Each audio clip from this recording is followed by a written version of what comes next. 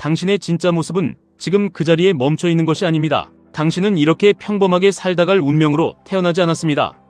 죽을 만큼 힘들어도 당신은 쉽게 죽지 않으며 설령 최악의 결과가 온다 해도 그저 흙으로 돌아갈 뿐이니 두려워할 이유가 전혀 없습니다. 가장 좋은 시나리오는 당신이 이 자본주의 게임에서 승리하는 것이고 최악의 시나리오라 해봐야 지금과 다를 바 없는 삶일 뿐입니다. 이 주식시장에 이 잔혹한 부의 게임에 운이란 것은 존재하지 않습니다. 약간의 운이 작용할 수는 있겠지만 그 운조차 당신이 뼈를 깎는 고통을 감내하고 당신 스스로를 그 운이 발생할 수밖에 없는 위치에 밀어넣었을 때만 찾아오는 법입니다. 사람들은 모릅니다. 가만히 앉아있는 사람에게는 절대 요행이 떨어지지 않는다는 것을. 당신이 나스닥의 우상향을 믿는다면 당신의 내면 깊은 곳에서 당신도 경제적 자유를 이룰 수 있다는 그 작은 목소리가 들린다면 그 목소리를 따라가야 합니다. 동기부여 따위는 쓰레기통에 던져버리십시오. 당신에게 필요한 것은 알량한 동기부여가 아니라 피도 눈물도 없는 규율입니다. 동기부여는 매일 아침 당신을 찾아오지 않습니다. 시장이 환희에 차오를 때만, 계좌가 붉게 물들 때만 동기부여가 생깁니다.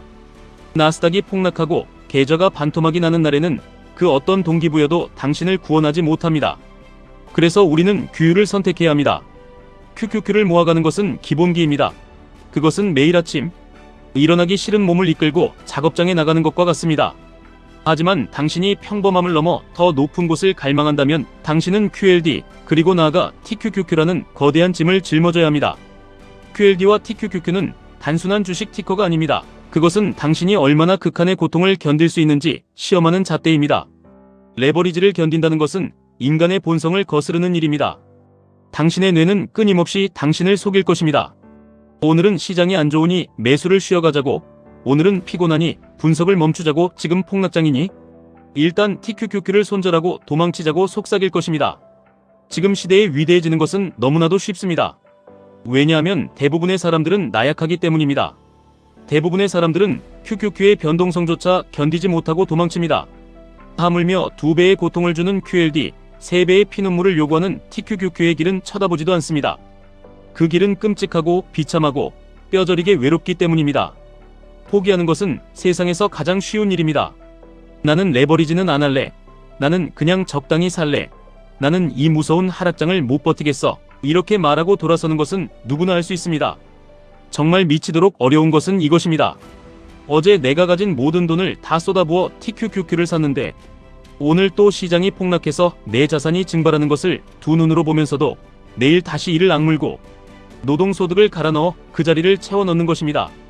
매일같이 100%의 정신력으로 시장과 맞서 싸우고 제자리 걸음을 하는 것 같은 끔찍한 기분이 들어도 멘탈을 부여잡고 나는 계속 앞으로 나아가고 있다고 스스로를 세뇌하는 것, 그것이 진짜 그라인드이며 그것이 진짜 부자들이 걸어온 길입니다. 당신은 얼마나 간절합니까?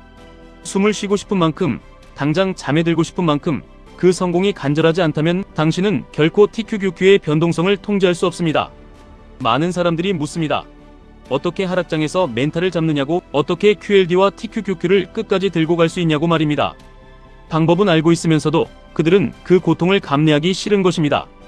저는 당신이 피곤하고 지쳤을 때, 계좌가 파랗게 멍들었을 때 어떤 행동을 하는지 보고 싶습니다. 시장이 당신을 짓밟고 패대 기칠 때 내일 다시 일어나서 매수 버튼을 누르십시오. 모레도 다시 일어나고 그 다음날도 다시 일어나서 당신의 원칙을 지키십시오. 성공의 지름길이나 해킹 비법 같은 것은 없습니다. 이것은 철저하게 당신과 당신 자신의 싸움입니다. 이것을 이해하지 못하면 당신은 평생 가난이라는 질병에서 벗어날 수 없습니다.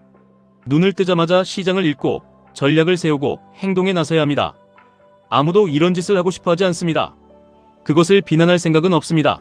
하지만 훗날 70세, 80세가 되어 병원 침대에 누워 천장을 바라보며 그때 QLD를 팔지 말았어야 했는데, 그때 두려움을 이기고 TQQQ를 샀어야 했는데 라며 피눈물을 흘리며 후회하지 마십시오.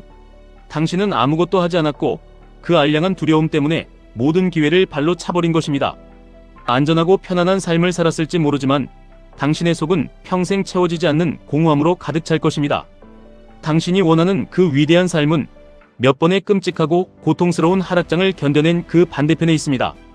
힘든 시기가 강한 사람을 만들고 강한 사람이 평화로운 시기를 만들며 평화로운 시기가 나약한 사람을 만들고 나약한 사람이 다시 힘든 시기를 만듭니다. 우리는 지금 나약한 사람들이 넘쳐나는 시대에 살고 있습니다. 소년이 남자가 되는 순간은 백마탄 왕자나 구원자 따위는 내 인생에 오지 않는다는 것을 깨닫는 바로 그 순간입니다. 당신의 계좌를 구원해 줄 사람은 오직 당신 자신뿐입니다. 괴물이 되어야 합니다. 무자비하게 야망을 품고 그것을 통제하는 법을 배워야 합니다. 전쟁터의 정원사가 되는 것보다 정원 속의 전사가 되는 것이 낫습니다. 당신이 아무리 차트를 잘 보고 경제 지식이 해박해도 규율이 없다면 당신은 아무것도 아닙니다. 아주 작은 하락장이라는 시련 앞에서도 쉽게 모든 것을 포기해버리기 때문입니다. 규율이란 당신이 하기 싫어 죽을 것 같은 그 고통스러운 일들을 마치 당신이 그것을 미치도록 사랑하는 것처럼 해내는 것입니다. 하락장에서 내 피 같은 돈이 녹아내릴 때 TQQQ를 매수하는 그 끔찍한 감정을 마치 세상을 다 가진 것처럼 기쁘게 실행하는 것, 그것이 규율입니다. 당연히 실패가 있을 것이고 시련이 있을 것입니다. 내 계좌 상태가 나쁘다고 해서 내 인생이 나쁜 것은 아닙니다. 멈추지 않고 계속 행동해야 합니다. 스스로에게 변명하는 그 나약한 목소리를 집어치우십시오.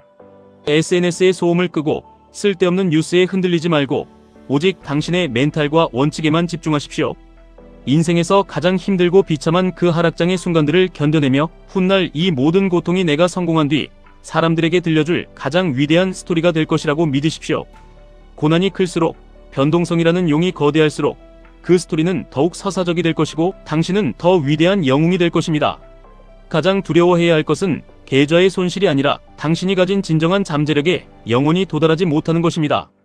항상 끝을 맺지 못하고 포기하며 항상 두려움에 떨며 미루기만 하다가 어느 날 늙고 병든 노인이 되어야 나도 그때는 정말 위대해질 수 있었는데 라고 허공에 중얼거리는 것, 그것이 진짜 지옥입니다. 이제 집중해야 할 시간입니다. 술자리, 파티, 남들에게 인정받으려는 얄팍한 사회생활 따위는 모두 끊어내십시오. 사람들이 당신에게 왜 그렇게 유별나게 구냐고, 왜 그렇게 주식에 미쳐있냐고, 왜 맨날 혼자 방에 틀어박혀 경제기사만 보고 있냐고 물을 것입니다. 왜 남들 다 노는 시간에 혼자 고통받고 있냐고 물으면 나는 내 목표를 가지기 위해 이 짓을 한다고 당당하게 말하십시오. 남들이 당신을 이상하게 볼수록 당신은 올바른 길을 가고 있는 것입니다.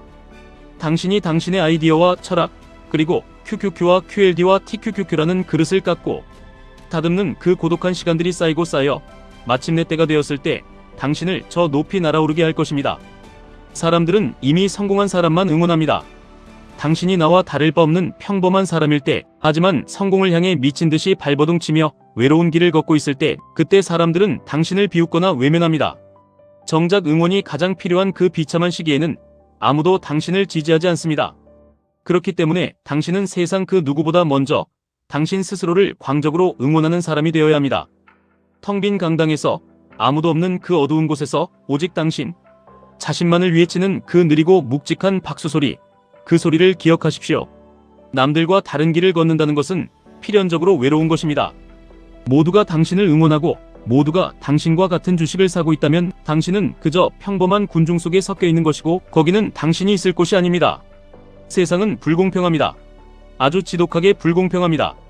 그렇다면 어떻게 할 것인지 결정해야 합니다. 누구도 나를 구하러 오지 않고 내 인생을 특별하게 만들어줄 기적 따위는 없다는 것을 뼈저리게 깨달아야 합니다.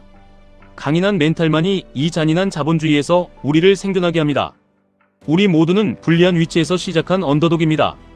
세상에서 가장 성공한 사람조차도 자신은 아직 도착하지 않았다는 굶주린 멘탈을 유지합니다. 당신의 출신이 밑바닥이든 시궁창이든 상관없습니다.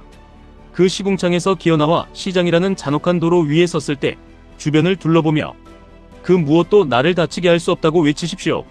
스스로를 부술 수 없는 존재라고 굳게 믿으면 그것은 현실이 됩니다.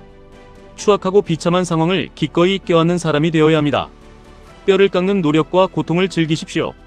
상처받는 것을 두려워하지 말고 피를 흘리고 희생하는 것을 기꺼이 받아들이십시오. 살다 보면 평범하게 산다는 것 자체가 구역질나게 싫어지는 날이 반드시 옵니다. 나보다 재능도 없고 멍청했던 녀석들이 나보다 훨씬 앞서 나가는 것을 볼 때, 직장에서 쫓겨날 위기에 처해 가족들의 생계가 위협받을 때 그 평범함이라는 늪이 너무나 끔찍해서 다 토해내고 싶어지는 그날이 옵니다.